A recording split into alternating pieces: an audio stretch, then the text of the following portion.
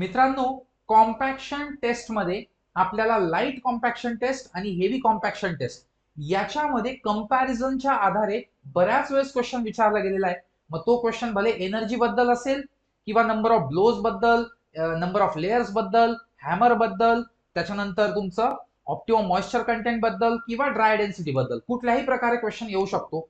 इथे आपण बघणार आहोत की लाईट टेस्ट आणि हेवी टेस्ट यांची जी कॉम्पॅक्शन कर्व येते ती कशी असते. तर जी हेवी टेस्ट आहे तिच्यामध्ये कॉम्पॅक्शन कर्व इकडे येते आणि लाईट मध्ये आपल्याकडे कॉम्पॅक्शन कर्व इकडे येते. सो याच्याने आपण जर बघितलं तर ऑप्टिमम मॉइश्चर कंटेंट हा हेवी टेस्ट मध्ये कमी लागतो आणि लाईट मध्ये जास्त लागतो. म्हणजे कमी पाण्यामध्ये तुम्हाला जास्त डेन्सिटी अचीव होऊन जाते in case of heavy compaction test, आणि लाईट कॉम्पॅक्शन टेस्ट मध्ये तुम्हाला जास्त पाणी द्यावं लागतं कारण कॉम्पॅक्टिव्ह एफर्ट कमी आहे. देअरफॉर तिथे फ्रिक्शनला नलिफाय करण्यासाठी तुम्हाला जास्त पाणी द्यावं लागतं.